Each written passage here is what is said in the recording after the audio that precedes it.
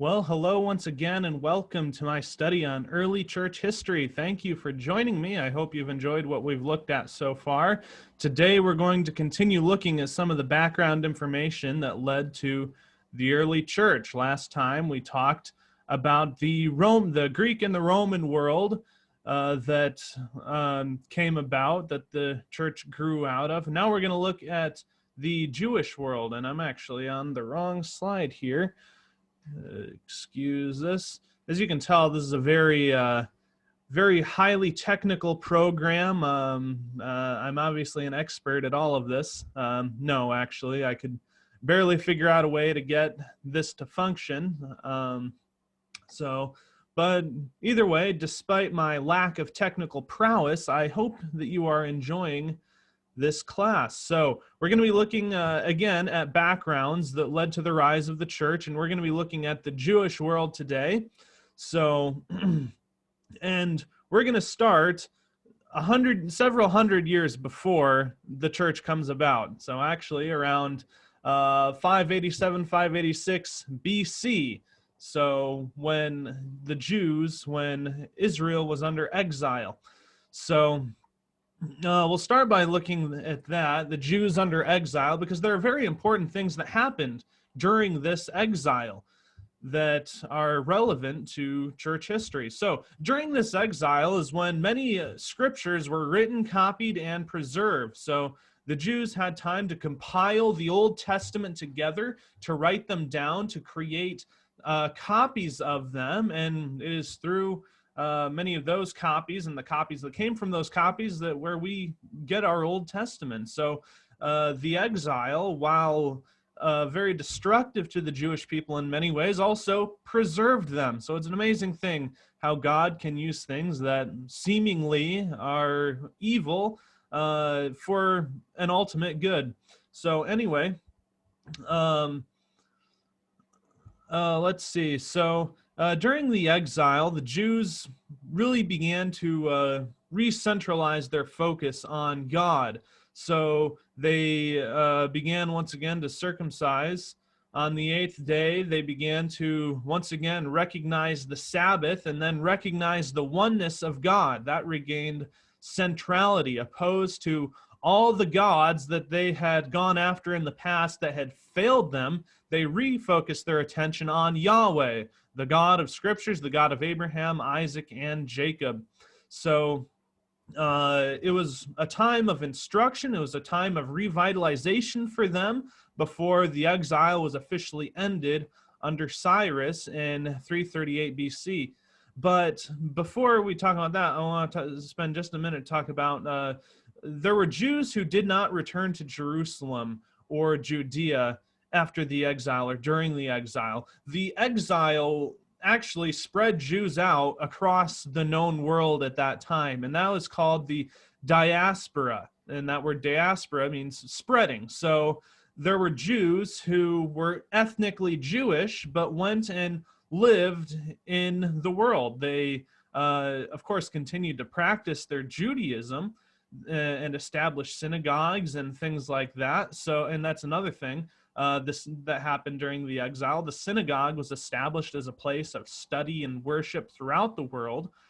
And these Jews became synonymous with the Hellenistic Jews, and we'll run into them when we look at the New Testament, especially in the book of Acts. They run into Hellenistic Jews. Well, who are these Hellenistic Jews? Well, they're Jews living in the Greek world as Jews. They're a blend between Judaism and Greek. So anyway, we'll continue resettling under Israel. 538 BC, Cyrus lets the Jews go. And let me grab a Bible quick. There's a few passages I want to read regarding this, and we can read about this in our Old Testament. We can look at 2 Chronicles real quick. 2 Chronicles chapter 36, verses 22 and 23, if I can get there.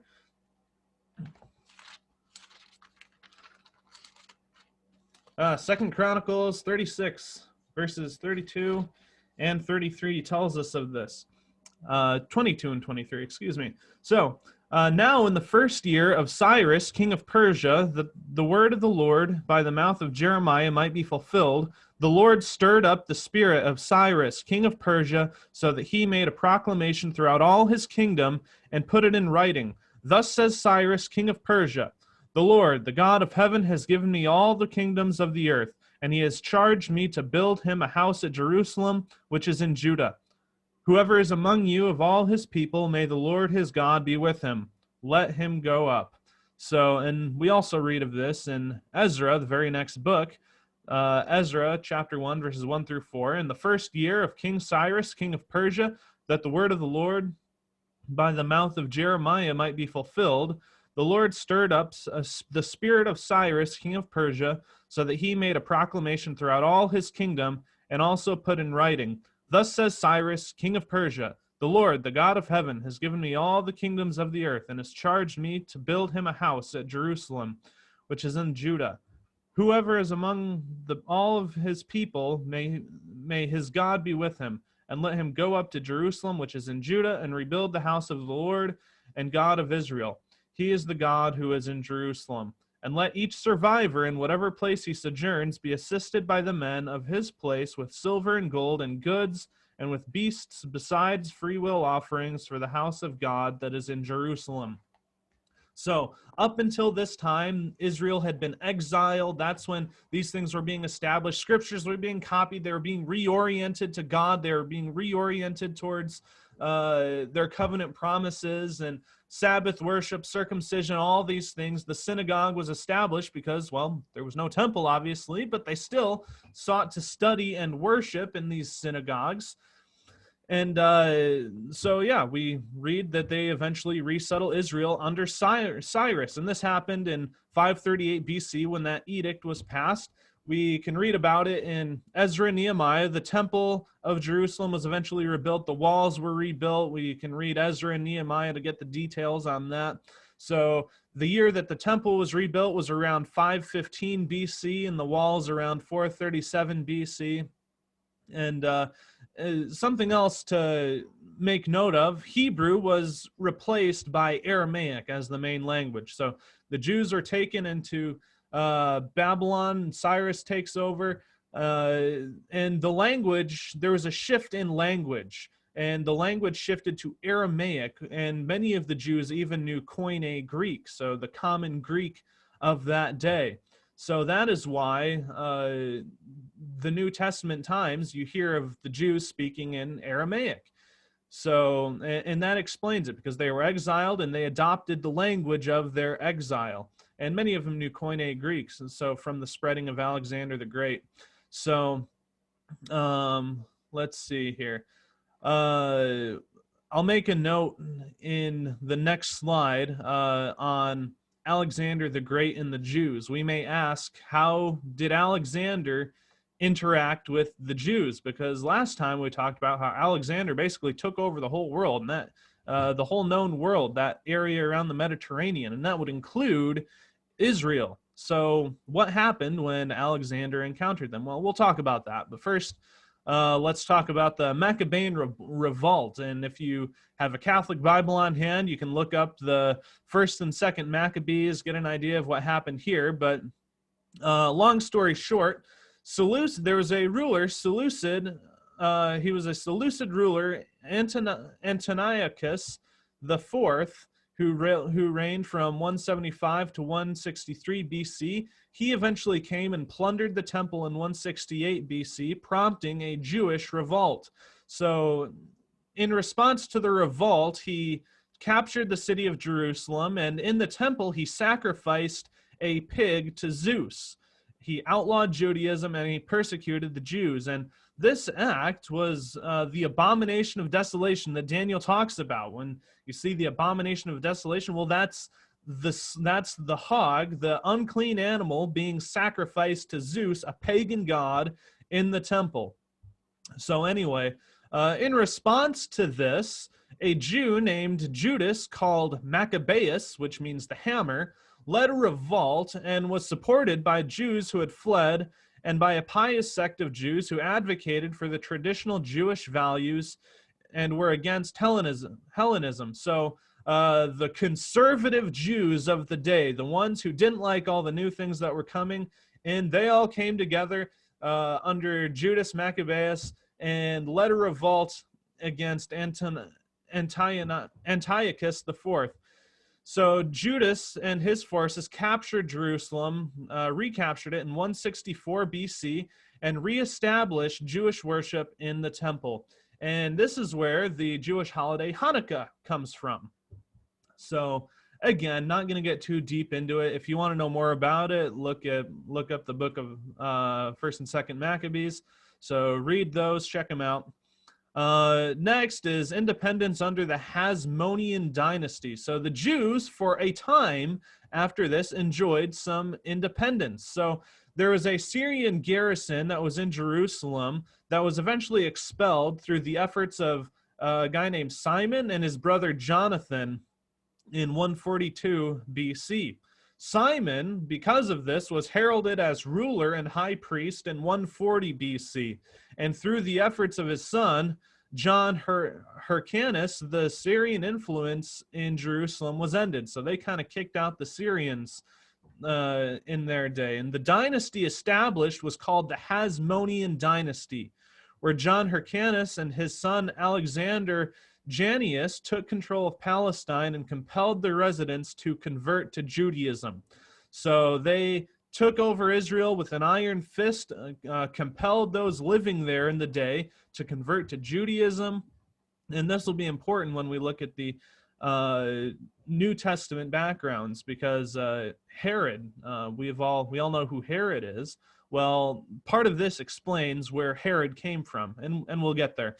So there later came a struggle between Aristobulus II and Hyrcanus II, where and eventually Hyrcanus II requested Rome to come and intervene. So there's a short period of time where Israel was independent, but then during one of the squabbles, this is when Rome was getting big, one of them requested Rome to come and intervene, and Rome did just that. So at the request of Hyrcanus II, Rome dispatched General Pompey the Great to end the dispute in Palestine and took over, and it now was under Roman control. So Palestine was declared an imperial province of Syria in 27 BC by Augustus, and we talked about Caesar Augustus last time. So, and this is where Herod Antipater, Herod the Great, comes in, and he ruled. We'll actually talk about Herod a little bit, but first I want to hit on Alexander. I promised I'd go back there. So Alexander the Great, what was his interaction with Israel? Well, we know Alexander the Great was prophesied in the Old Testament, and we can read about that in Daniel chapter 8, verses 5 through 8. And Daniel writes, while I was observing, we read about the vision that Daniel had about the things that were going to happen. While I was observing, behold, a male goat was coming from the west over the surface of the whole earth without touching the ground, and the goat had a conspicuous horn between his eyes. He came up to the ram that had the two horns, which I had seen standing in the front of the canal, and rushed him with his mighty wrath. I saw him come beside the ram, and he was enraged at him. And he struck the ram and shattered his two horns, and the ram had no strength to withstand him. So he hurled him to the ground and trampled him, and there was none to rescue the ram from his power. Then the male goat, and this male goat is Alexander, magnified himself exceedingly. But as soon as he was mighty, the large horn was broken, and in its place there came 4 conspicuous horns toward the 4 winds of heaven.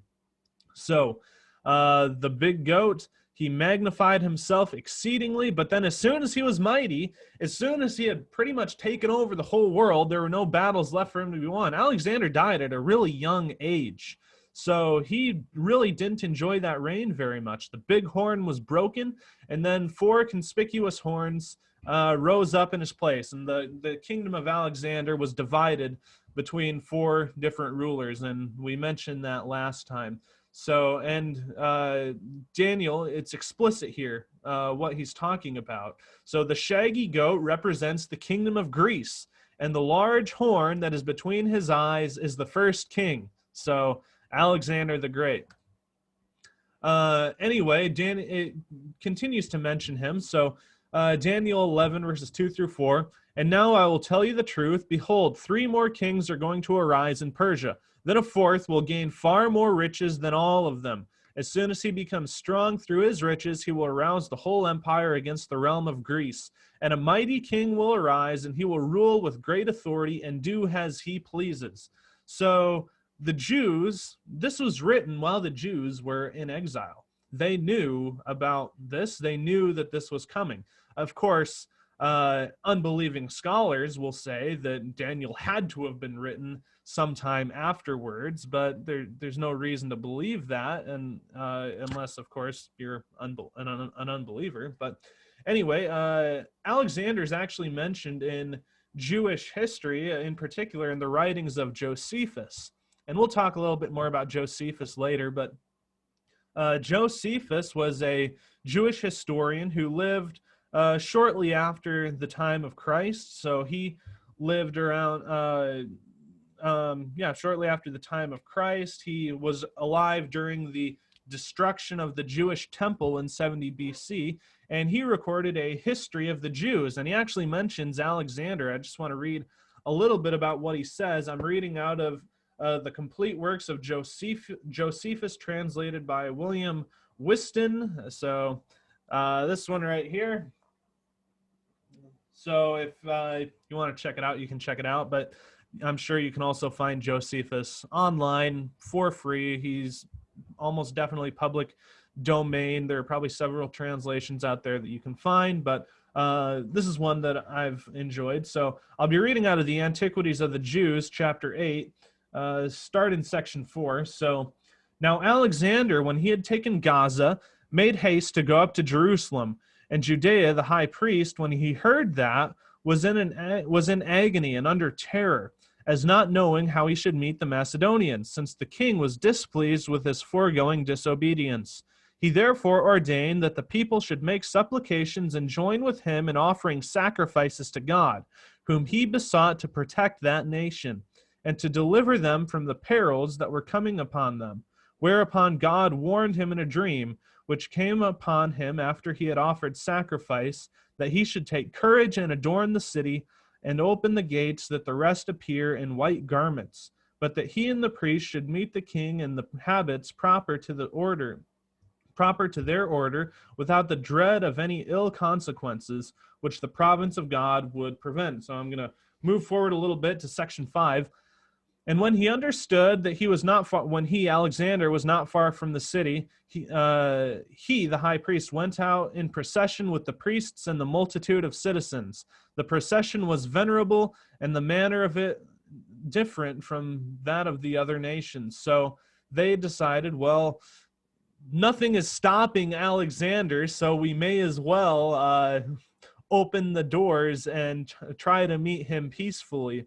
And he goes on to say, for Alexander, when he saw the multitude at a distance in white garments, while the priest stood clothed with fine linen, and the high priest in purple and scarlet clothing, with his mitre on his head, having the golden plate on which the name of God was engraved, he approached by himself and adorned that name, and first saluted the high priest. The Jews also did all together with one voice salute Alexander and encompass him about. Whereupon the kings of Syria and the rest were surprised at what Alexander had done, and supposed him to be disordered in mind.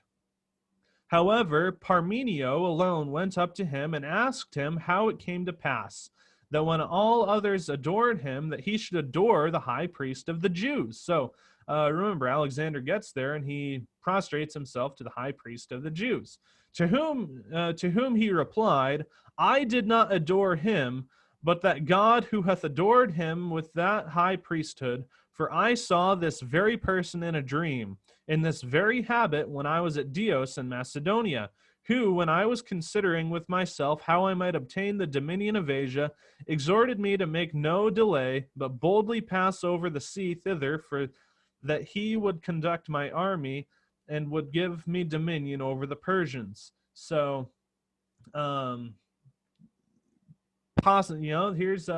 here's at least a writer several hundred years later recounting what happened as Alexander went through Palestine. Now, was there some embellishment? Quite possibly.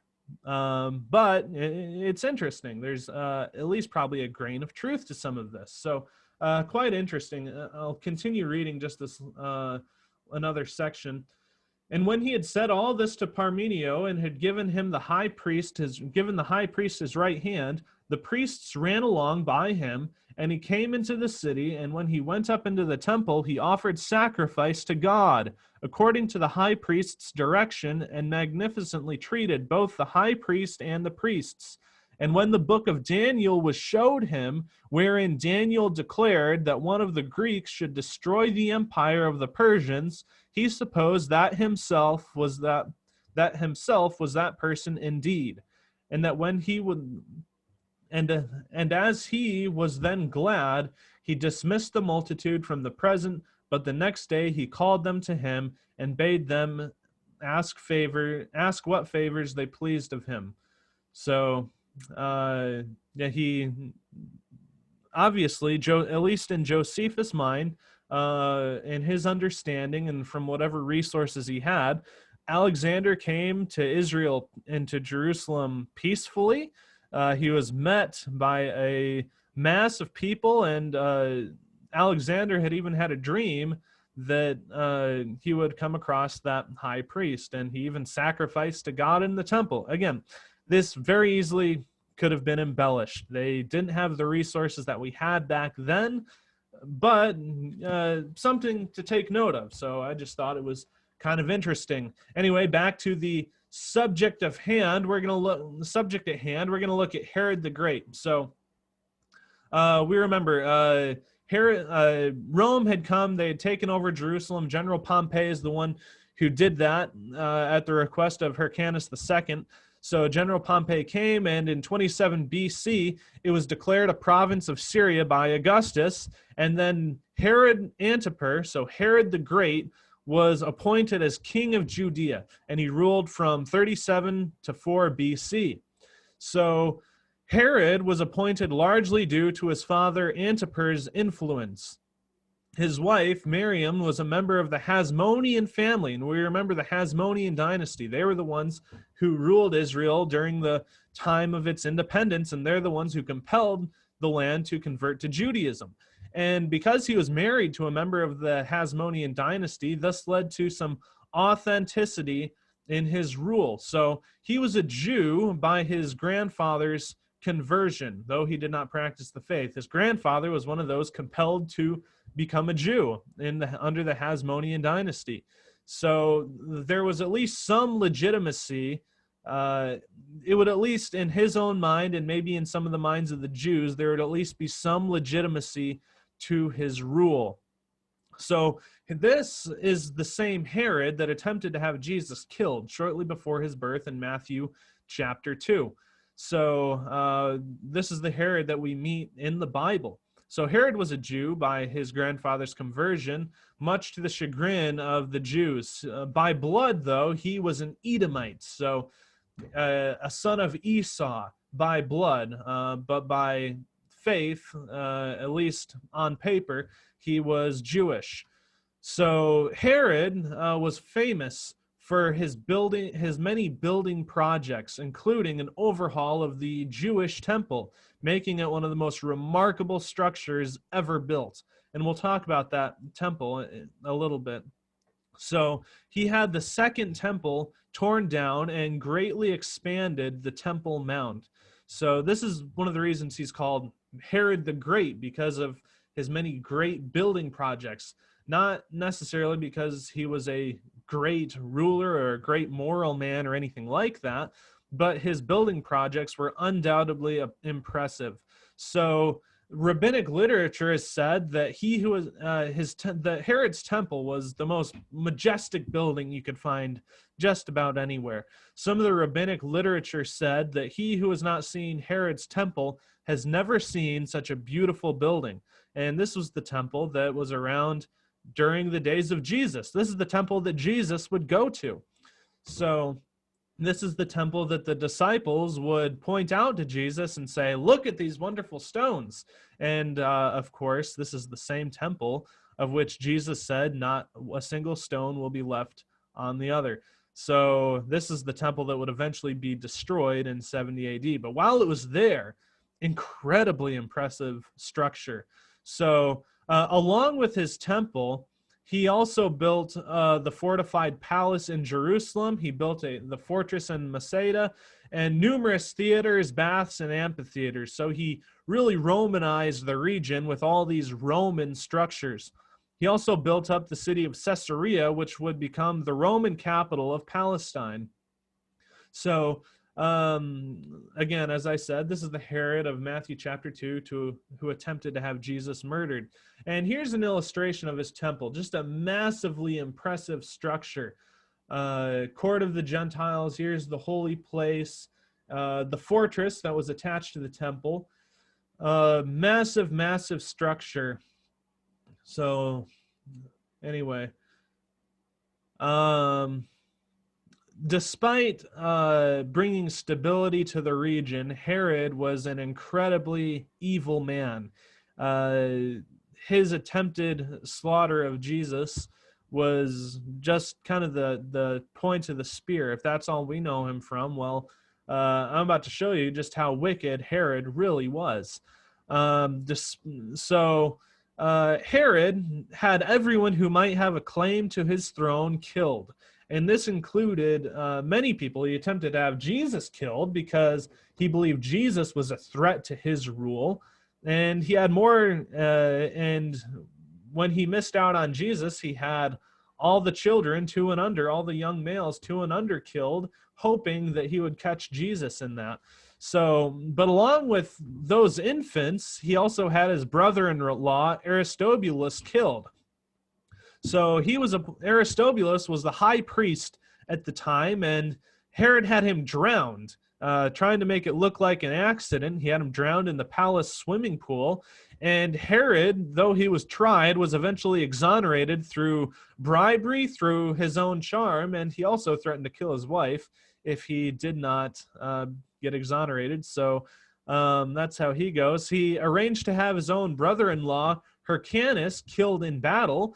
Then he had his brother Joseph, and he had his brother Joseph killed, and then he had his own wife, Miriam, whom he loved, or at least claimed to love, killed on trumped-up charges of adultery.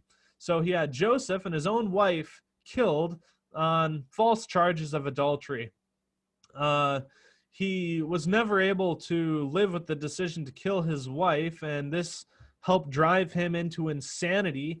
Josephus, whom we talked about before, records that he would wander around the palace at night, calling out for his wife. So he had 2 sons with this wife, Miriam, Aristobulus and Alexander, and he killed them as well. He strangled them. So after this, he married another woman named Miriam, and she's called Miriam II by historians, and he had 9 other wives as well. His own son Antipater he had killed. So we see the slaughter of the children of Bethlehem in Matthew. So the slaughter of the male children in Bethlehem, and in scholarship, you may run into questions as to whether or not this event actually takes place. It's said that the slaughter of these children in Bethlehem is unreliable. It's said it probably didn't happen because the only source that we have of this is Matthew's gospel. So, but the charges that this didn't happen are unwarranted for a number of reasons. And one, as you can see, it's completely within the character of Herod and even other rulers of the day to do something like this. So Herod is just a picture of what other Roman rulers would look like.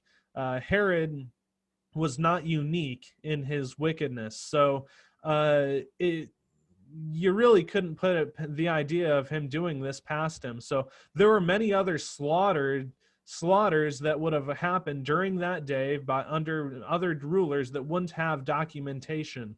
So just because this particular slaughter isn't documented in other places, it doesn't mean it didn't actually happen.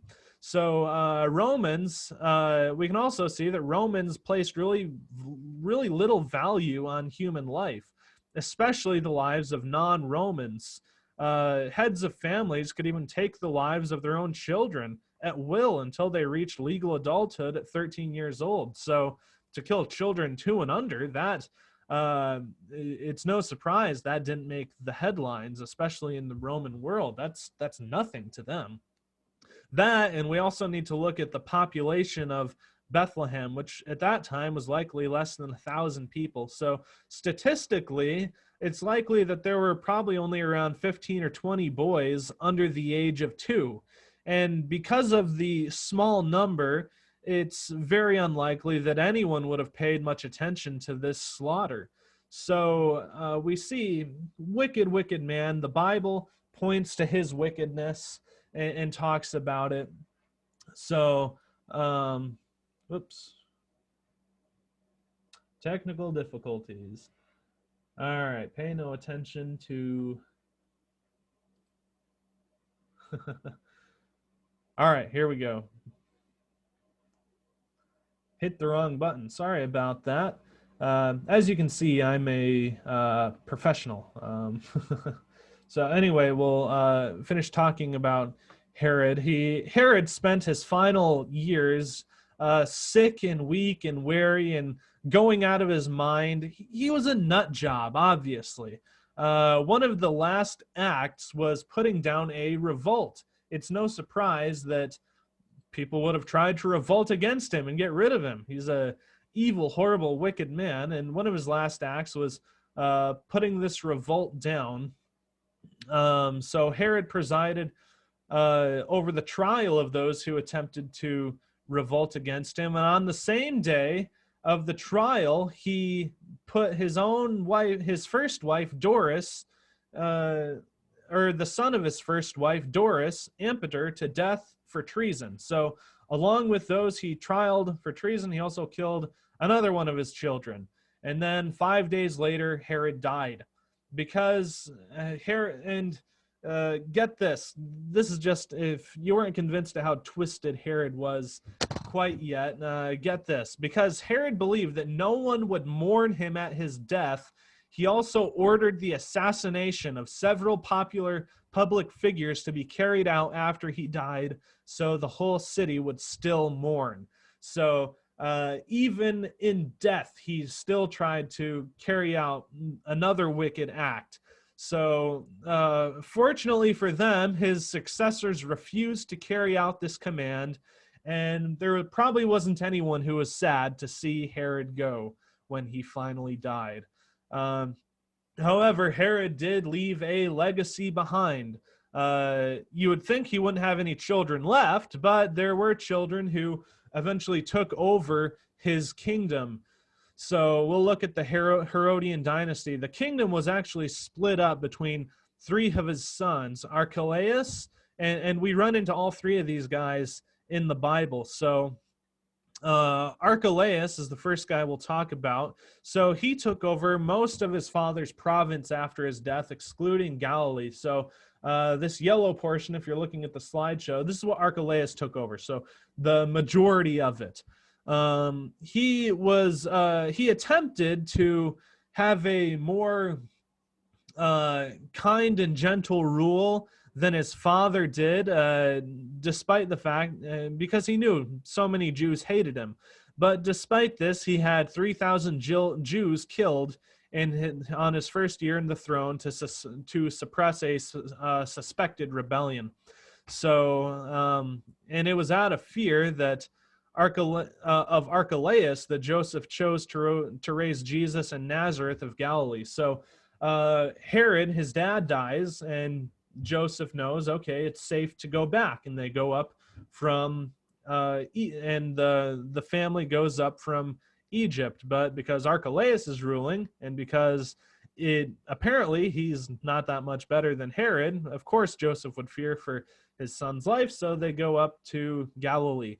And we read about that in Matthew chapter 2, verses 22 to 23, When he had heard that Archelaus was reigning over Judea in the place of his father Herod, he was afraid to go there. Then, after being warned by God in a dream, he left for the regions of Galilee and came and lived in a city called Nazareth. This was to fulfill what was spoken through the prophets: he shall be called a Nazarene. So you can see, despite all these evil things that these evil men are doing, God is still fulfilling his own purposes. He's still accomplishing his own purposes, even through the acts of this crazy evil family. The next guy we'll talk about is Philip. So this is the Philip seen in Matthew chapter 14, who is the first husband of Herodias. So those of you familiar with the New Testament account of how John the Baptist was killed, well, Philip was the guy who was married to Herodias. So Herodias herself was actually the niece of Philip. So Philip married his own niece Herodias, and Philip later fathered Salome, who would be the one who danced in front of Herod on account of the death of John, in the account of the death of John the Baptist. Other than this, we don't really know all that much about Philip. So he ruled a portion that really isn't highlighted all that much in the New Testament. We know about him because of who he's related to, who he's married to, and this led to John the Baptist eventually being killed. So anyway, and that brings us to Herod Antipas, and this is another Herod who, this is the Herod who we'd be most familiar with from reading the New Testament. Herod was given rule over Nazareth, and like his father, Herod Antipas was a tremendous builder. He built up the new capital city of Tiberias on the Sea of Galilee. So right here, he built up Tiberias. This is the Herod that's most prominent in the Gospels. So this is the Herod who had John arrested and beheaded. And this is the same Herod who feared that Jesus was a resurrected John the Baptist. And Jesus actually meets this Herod during Jesus' trial. So I'll just for sake of knowing who these guys are, I'll read a couple of these accounts. First, I'll read Matthew chapter 14, verses 1 through 12. Really quick. The death of John the Baptist. So at that time, Herod the Tetrarch heard about the fame of Jesus. So Herod Antipas is who this is talking about. And he said to his servants, "This is John the Baptist. He has been raised from the dead. That is why these miraculous powers are at work in him." For Herod had seized John and bound him and put him in prison for the sake of Herodias, his brother Philip's wife. So we mentioned them, Philip, his brother, and then Herodias was their niece. Philip had married Herodias, and then later Herodias left and married Antipas. So because John had been saying to him, "It is not lawful for you to have her." And though he wanted to put him to death, though Herod Antipas wanted to put John the Baptist to death, he feared the people because they held him as a prophet. But when Herod's birthday came, the daughter of Herodias danced before the company and pleased Herod, so that he promised with an oath to give her whatever she might ask. Prompted by her mother, she said, "Give me the head of John the Baptist here on a platter." And the king was sorry, but because of his oaths and his guests, he commanded it to be given. And he sent and had John beheaded in prison, and his head was brought on a platter and given to the girl, and she brought it to her mother. And his disciples came and took the body and buried it, and they went and told Jesus. So we see this is the family that's prominent in the gospel accounts. And I'll read the second account, the account of Jesus meeting Herod. So, and that is found in the trial of Jesus, Luke 23, verses 7 through 12. I'll read those quick. So we'll start at verse 6, actually. When Pilate heard that Jesus was from when Pilate heard this, he asked whether the man was Galilean. And when he had learned that he belonged to Herod's jurisdiction, remember, this Herod took over Galilee. When the kingdom was split, this Herod was in charge of Galilee. When he learned that he belonged to Herod's jurisdiction, he went and sent him over to Herod, who was himself in Jerusalem at the time. When Herod saw Jesus, he was very glad, for he long desired to see him, because he had heard about him, and that he was hoping to see some sign done by him. So he questioned him at length, but he made no answer. The chief priests and the scribes stood by, vehemently accusing him.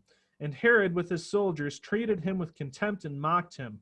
Then, arraying him in splendid clothing, he sent him back to Pilate. And Herod and Pilate became friends with each other that very day, for before they had been at enmity with each other. So we see how these Herods fit into the gospel account. I hope you enjoyed that background of the Herods. So this Herod was eventually displaced by his brother's son, Agrippa I, and exiled to Gaul. So Herod Antipas was eventually kicked out, likely due because he was just a nut job. So he was sent to Gaul with Herodias and lived out the rest of his days there, while Agrippa, his nephew, took over. And we run into these Herods as well. So Agrippa was the son of Aristobulus, the man who was killed by his father, Herod the Great. So Aristobulus, one of the guys killed by Herod the Great, well, his son is Herod Agrippa the First. So Agrippa was warmly received by the Roman government, and he was also a faithful practicing Jew, and perhaps the only practicing Jew in his family. So Herod Agrippa I, took over for Herod Antipas and was warmly received by the Jews. And we run into this Herod in the book of Acts. So Acts chapter 12, verses 1 through 3. Now about that time, Herod the king laid hands on some who belonged to the church in order to mistreat them. And he had James, the brother of John, put to death with a sword. And when he saw that it pleased the Jews, he proceeded to arrest Peter also. And this added to his popularity with the Jews. Agrippa began to believe that he himself was the prophesied Messiah because he was such a popular guy. And we read about how that ended for him later in Acts chapter 12. So in verses 21 through 23, we read that on an appointed day, Herod, having put on his royal apparel, took his seat at the rostrum and began delivering an address to them.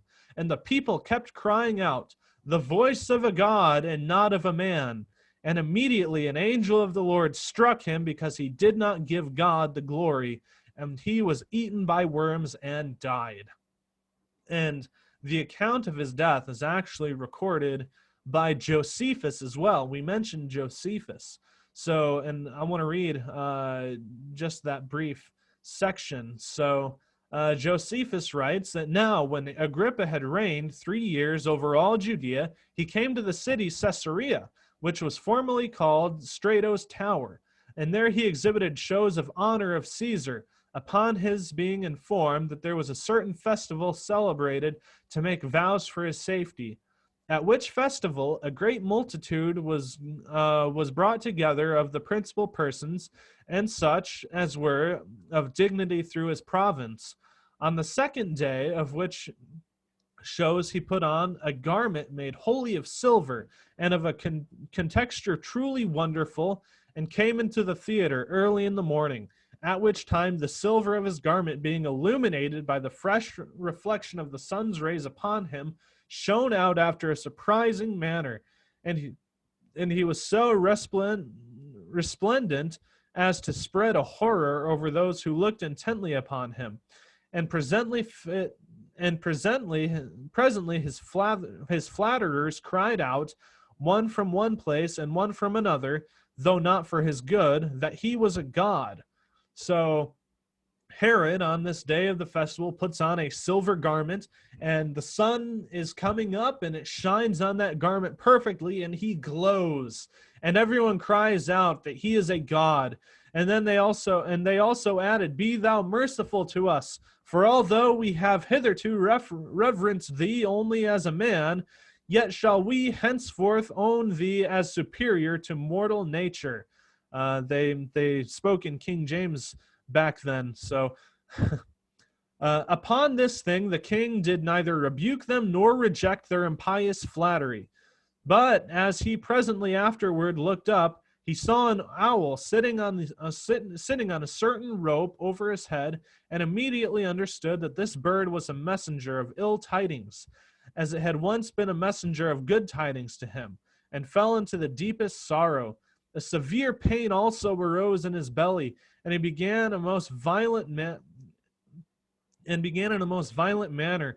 He therefore looked upon his friends and said, I whom you call a god, and commanded presently to depart this life, while providence thus reproves the lying words you just now said to me.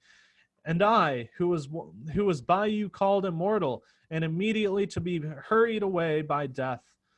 But I am bound to accept what providence allots as pleases God, for we have no means lived ill, but in a splendid and happy manner. When he said this, his pain was become violent. Accordingly, he was carried into the palace, and the rumor went abroad everywhere that he would certainly die in a little time.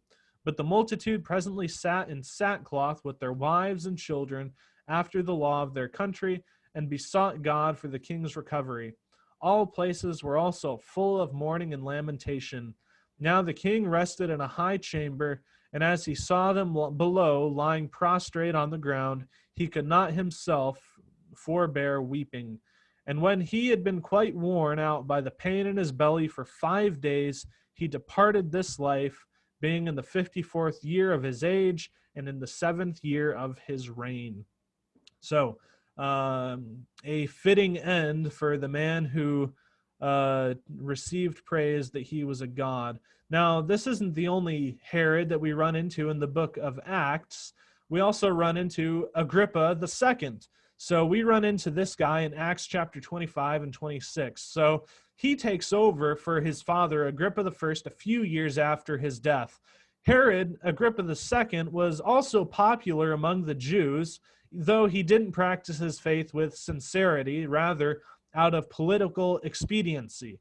No one does that nowadays. So anyway, Agrippa was involved in an incestuous affair with his sister Bernice, who at the time was married to two of his half brothers at the same time. So we see the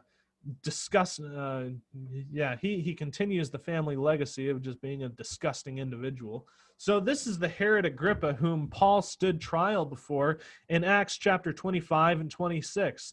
So he's the one who found Paul innocent, but because Paul appealed to Caesar, he was bound to keep him imprisoned until he could be sent to Rome. So Herod never had any children, and he was the last of the Herodian line of rulers.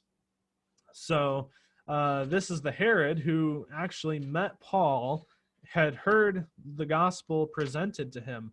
So he was the one who was so close to entering into the kingdom of heaven. We don't know ultimately what happened to him, but you can read Acts chapters 25 and 26 to see at least what the book of Acts says about him. So that's all we'll talk about, this horrific family. And we'll talk a little bit about Roman rule before we close off. So Rome was ruled by governors who reported directly to Caesar. So that's where Pontius Pilate comes in. And these governors controlled three main aspects of public life. So they were in charge of military affairs and public order. So there was an army stationed in Caesarea, the capital of the Roman capital anyway, of Israel at the time. Roman governors were also in charge of taxation, and taxation could be as high as 30 to 40%, along with a poll tax where everyone was required to pay a set amount on top of that. Roman governors were also in charge of administering justice. Only the governor had the power to carry out capital punishment or the power to pardon at will. And only the Roman government was allowed to carry out capital punishment. That's why the Jews, after charging Jesus with blasphemy, brought them to Pontius Pilate because the Jews had no authority to put Jesus to death. So they brought him to Pilate in order to do so. So a governor, a governor who was immediately responsible to the emperor was placed in Judea, that is Pontius Pilate, and Rome now controlled the local military, taxation, the administration of justice. So, however, Jews also had their own independence, at least some independence under Roman rule. Jews had their own courts of justice at the time. The Sanhedrin was the governing council of the Jews within Judea, and they're the supreme court that that Jesus was brought before, that some of the apostles would later be brought before. So they had the power to try their own cases, although they couldn't carry out capital punishment. And the Jews also had their own police force that reported to them. So anyway, we'll delve a little further. We'll look at the Jewish, some of these Jewish sects. So there was the Pharisees. So the Pharisees were the theological conservatives of their day. So the Pharisees were the ones who believed in the supernatural, in the spirit world.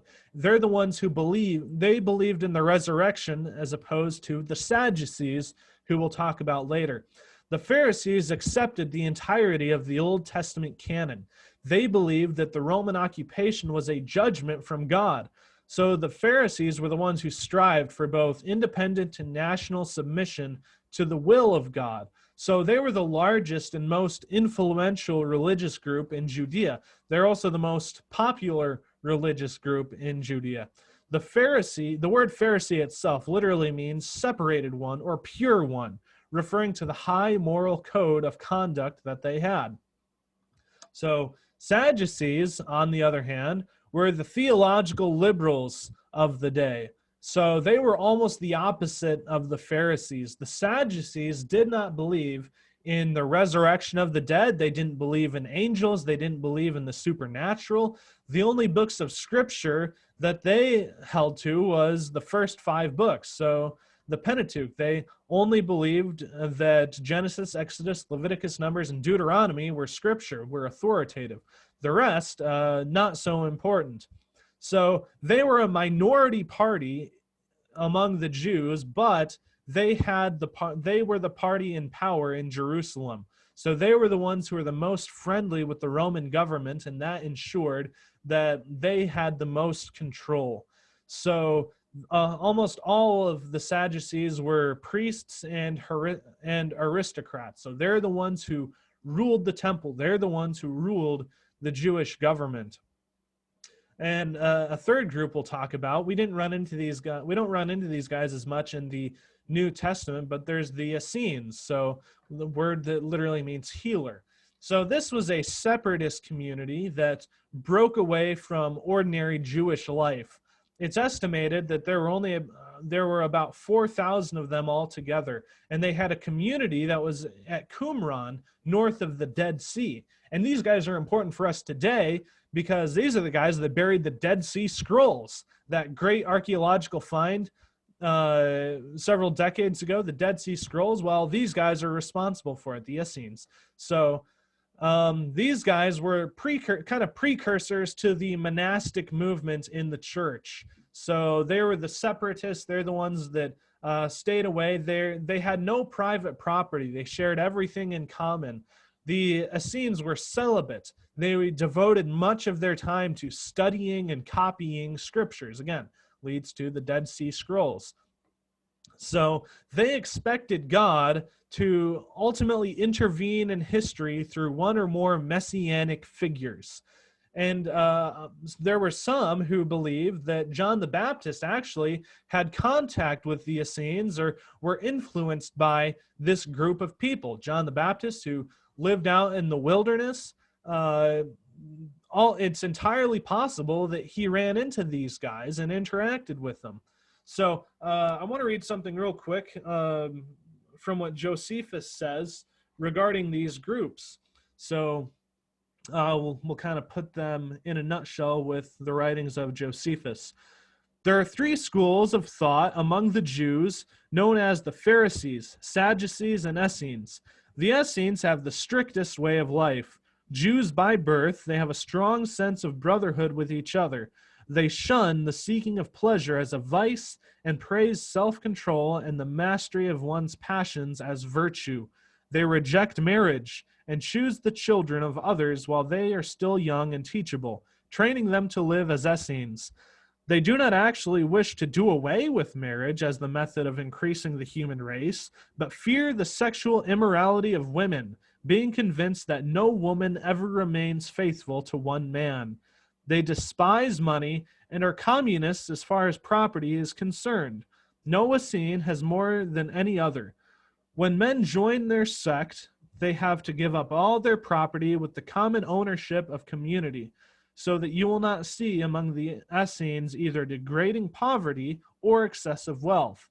Each man's possessions become part of the common fund, and like a group of brothers, their entire property belongs equally to all. Of the other two schools of thought, people regard the Pharisees as the most authoritative interpreters of the law. They're the leading Jewish sect. They teach that everything happens according to destiny or the will of God. The actual decision to do good or evil rests chiefly with human beings, they say, but even so, in every human act, destiny takes a hand. They hold that every soul is immortal, but that only the souls of good people receive new bodies, while the souls of evil people go to eternal punishment. The Sadducees, the other sect, deny the existence of destiny in any form and teach that God can neither decree sin nor have any involvement with it. People are absolutely free, they say, to choose between good and evil. Each individual must decide solely for himself. The Sadducees utterly deny the immortality of the soul, punishments in hell, and heavenly rewards. The Pharisees are bound together by a common spirit of friendship and seek to promote harmony with the common people. But the Sadducees are disagreeable, even towards each other. They treat one another with the harshness the people usually reserve for foreigners. So that's from Josephus, his book, The Jewish War, Book 2, Chapter 7. And I'm reading that out of Nick Needham's Church History book, 2,000 Years of Christ's Power. Great set. If you're interested in church history, check this set out. Very readable, very enjoyable set to read. There's one last sect I just want to mention, not necessarily a sect, but more of a group of domestic terrorists, and these are the Zealots. So they're not necessarily a religious faction, more like freedom fighters of the Jewish world, domestic terrorists. So they're the ones who wanted to liberate Judea from Roman rule through violence and assassination. So they believed it was sinful to pay taxes to Caesar because God alone was king over Israel. So, so the Zealots are mentioned in the Gospels. One of Jesus' followers actually was Simon the Zealot. So he's a follower of Jesus, and but otherwise they're not necessarily all that prominent. All right, we'll end off by talking about Hellenistic Judaism. So we talked about a little bit about Jewish life in Palestine. So what about outside of Palestine? Remember, there were Jews that were spread across the whole world. So what was life like for them? What were some of their influences? What are some of the influences that they had? So the diaspora, we mentioned the diaspora, and that's the Greek word for dispersion, the dispersion of Jews outside of Palestine. And this was the majority of Jews in the world. And we see how widespread the diaspora is in Acts chapter 2. So in Acts chapter 2, Jews from around the world are coming to Jerusalem for Pentecost.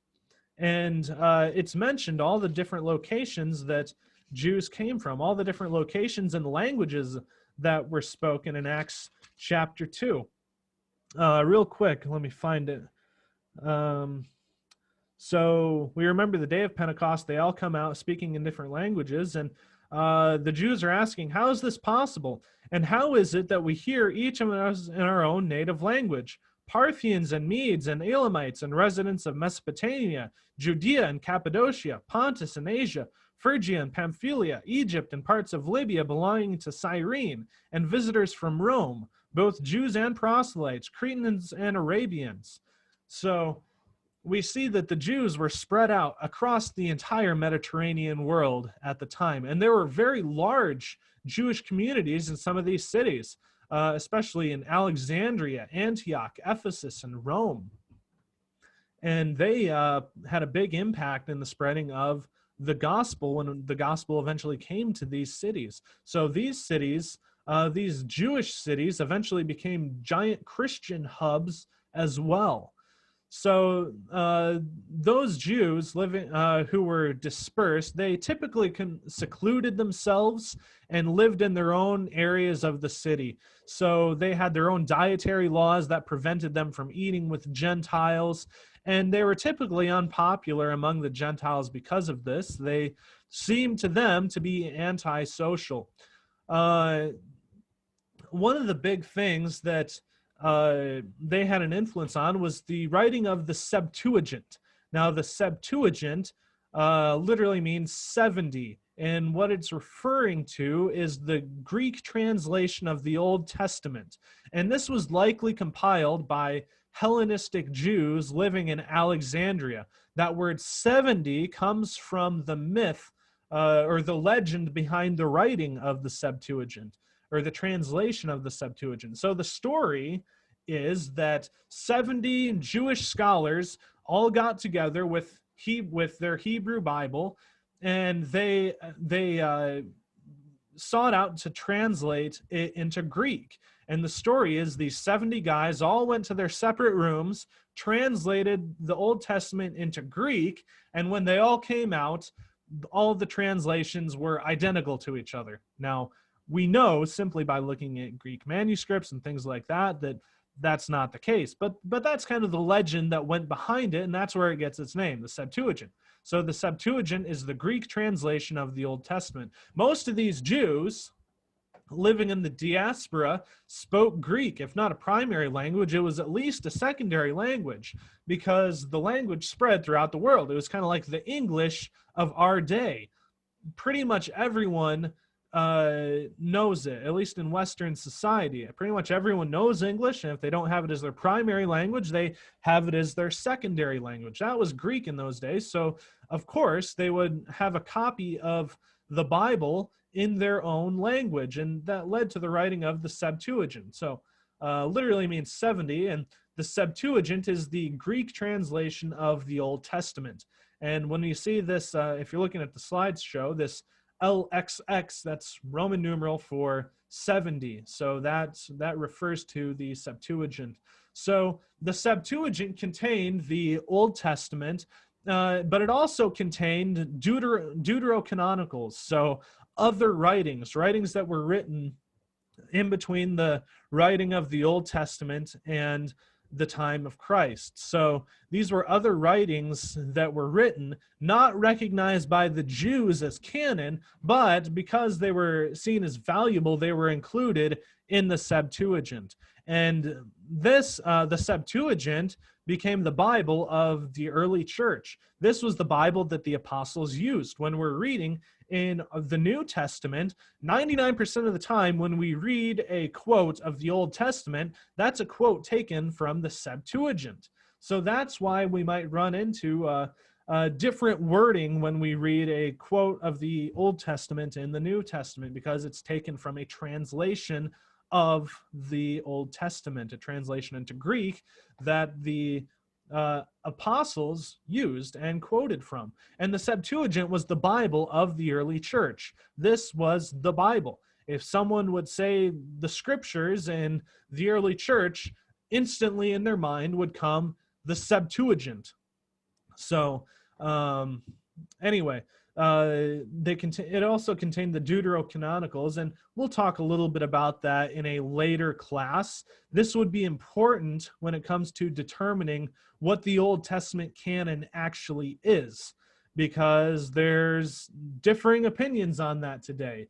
There's a reason the Catholic Bible is a little bit thicker than the Protestant Bible, because it contains the Deuterocanonicals, but it doesn't contain all the Deuterocanonicals. And some versions of the Septuagint, there are books that even the Catholic Bible does not have. So again, we'll talk a little bit about that later, but just keep in mind that along with the scriptures, what the Jews recognized as scripture, there were also these secondary books.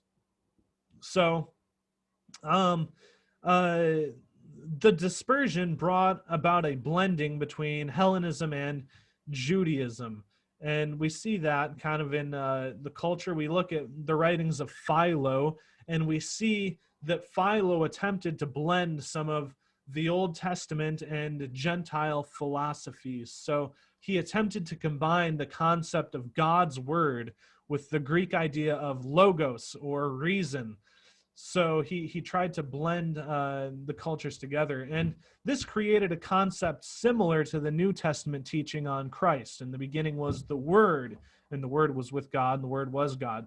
The Word wasn't necessarily personal in Greek idea, where Christian idea, when we say the Word, we're talking about Christ.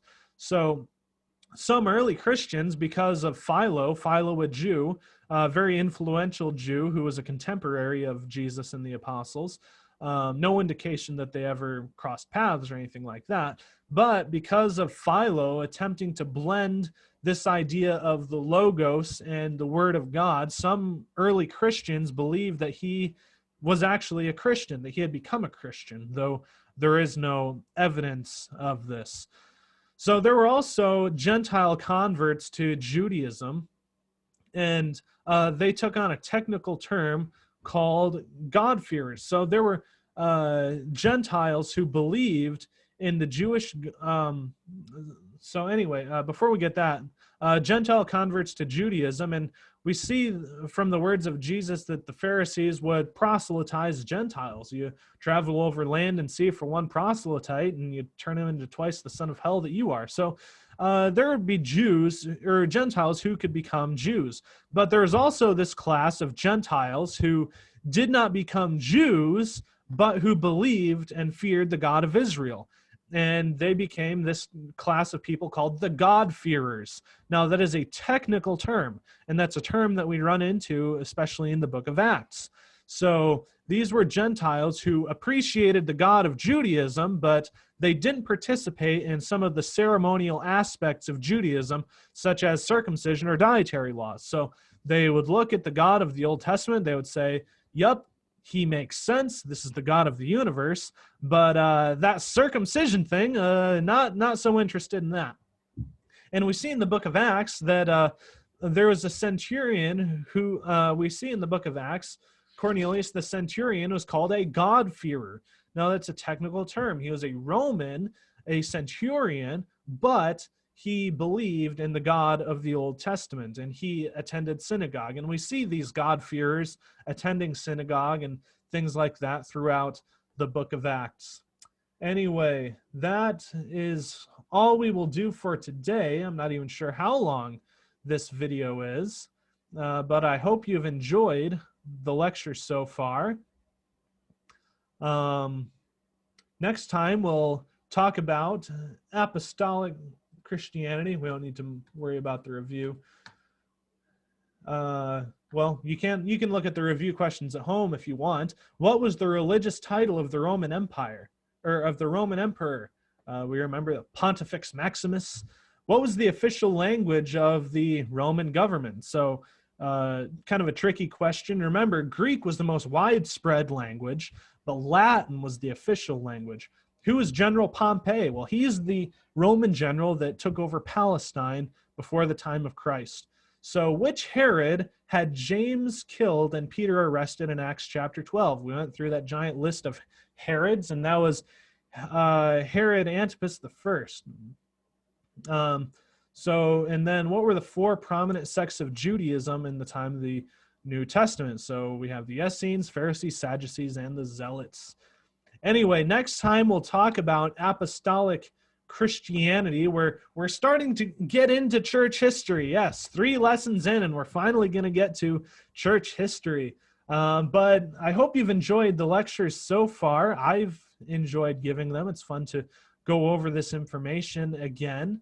Good for my own study. And I hope I encourage you to go and study this on your own. Again, I mentioned 2,000 Years of Christ Power by Dr. Nick Needham. If you want a good resource, you can check that out. There's the Philip Schaff set, 8-volume set on church history, a number of different textbooks out there, and there are a number of lectures that you can go to that honestly are better than mine. You can check them out, dig around on the internet, and you can find them. Dr. James White on Sermon Audio has a great series on church history. Ligonier Ministries has a great series on church history. Various places you can go. But thanks for joining me. Thanks for being with me and continuing with me on this study of early church history. And until next time, love the Lord your God with all your heart, soul, mind, and strength. Love your neighbor as yourself. God bless.